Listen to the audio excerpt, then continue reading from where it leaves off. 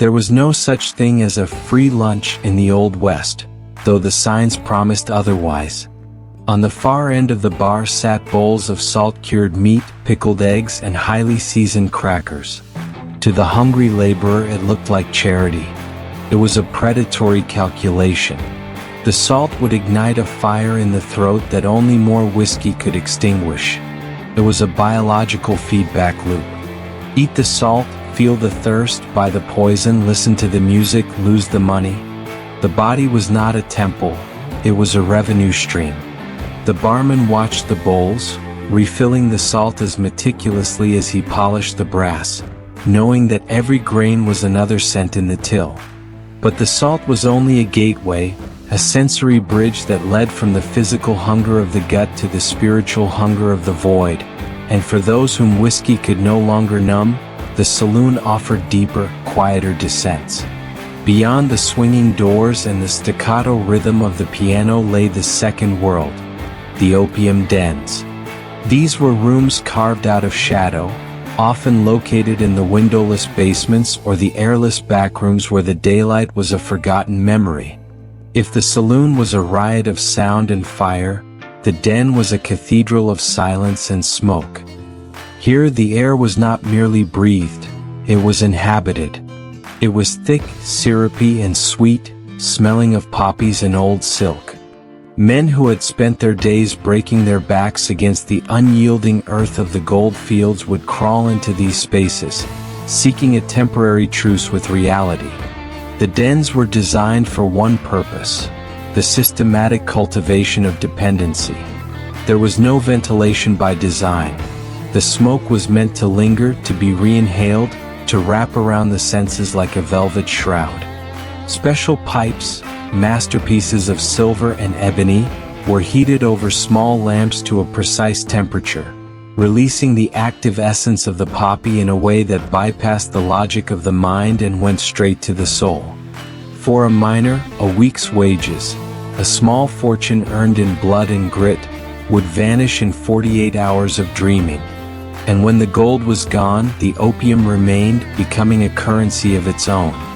It was traded for horses, for land deeds, for the very boots on a man's feet.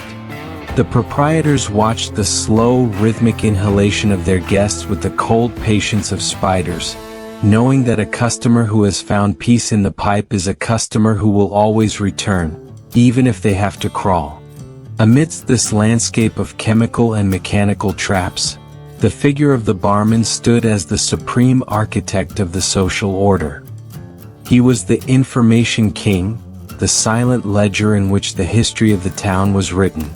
In an era before the telegraph reached every corner, before newspapers were more than week-old lies from the East, the mahogany counter was the frontier's only true social network. The barman knew the weight of every man's purse and the depth of every man's debt. He was the postmaster of the dispossessed. Since few had a fixed address, letters were addressed to the saloon, piling up behind the bar in a dusty stack of unread hopes and broken promises. To receive a letter, one had to pay a small fee for the barman's trouble. But the real price was the knowledge he extracted. He watched who received news of a death, who received a bank notice, and who received a plea for help from a wife left behind in Ohio or Ireland. He held the power of life and death in his hands. A letter withheld for a day could mean a missed business opportunity or a duel that might have been avoided. He was a master of the delayed news, using the secrets he overheard to advise the local land sharks or to warn the sheriff of a rising tide of discontent. His eyes, reflected in the polished back bar mirror, saw everything: the gambler's nervous tick, the miner's shaking hands, the outlaw's quick glance at the door. He was the pivot on which the town turned, a man who spoke little but heard the heartbeat of the frontier in every clinking glass. And then there was the gold. The very word was a siren song that drew men across oceans and over mountains, but in the saloon, it was often the greatest lie of all. Miners would stumble in, their clothes caked with the mud of the creeks, triumph dancing in their blood as they tossed heavy, glittering nuggets onto the bar. But the Wild West was a land of pyrite and hollow promises. Fool's gold was as common as dirt, and the barman was the high priest of the scale. He would lift a nugget, feeling its weight against its volume with a hand calibrated by 1,000 deceptions. Real gold is heavy, visceral, a dense anchor of value.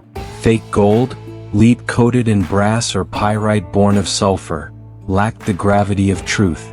If the weight didn't betray the fraud, the acid test would. A single drop of nitric acid on a scratched surface would reveal the copper or lead hidden beneath the golden skin, the metal bubbling and turning a sickly green in an instant. When the fraud was unmasked, the atmosphere of the saloon would shift with the speed of a lightning strike. In a Leonesque silence, the crowd would pull back, the only sound the slow creak of the floorboards as the miner realized his fortune was a handful of worthless stones. These moments often ended in the sharp, dry crack of a pistol, a final punctuation mark to a life built on a mirage. Yet, within this predatory machinery, there were those who mastered the art of survival through sheer tactical brilliance. The women of the frontier. They were not merely the soiled doves of the dime novels. They were the most observant strategists in the West.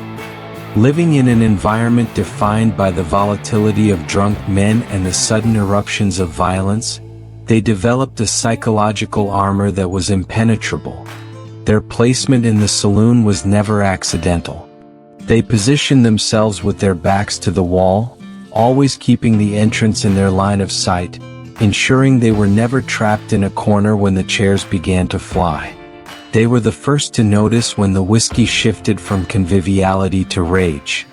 They learned the calm voice, a specific low-frequency tone designed to soothe a man's ego before his hand could reach for his belt.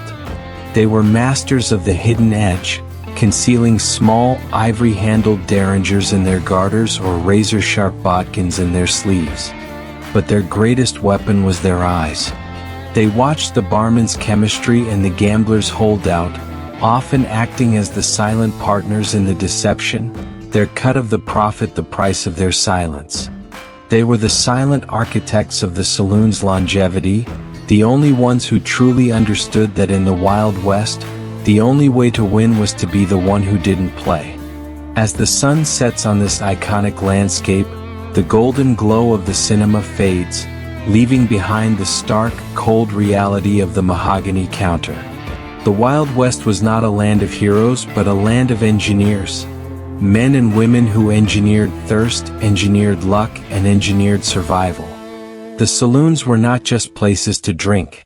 They were the anvils on which the modern world was forged, a world where the rhythm of the music and the weight of the gold were just different ways of measuring the same thing, the high cost of a dream.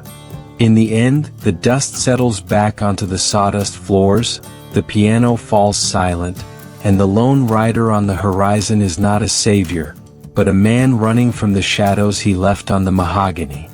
This was the frontier, a place where the truth was always hidden in the burn of the whiskey and the rigging of the deck, and where the only thing more dangerous than the man with the gun was the man with the glass. Thanks for following us, and if you enjoyed the video, please leave a like, subscribe to the channel, and don't forget to activate the bell. See you next time.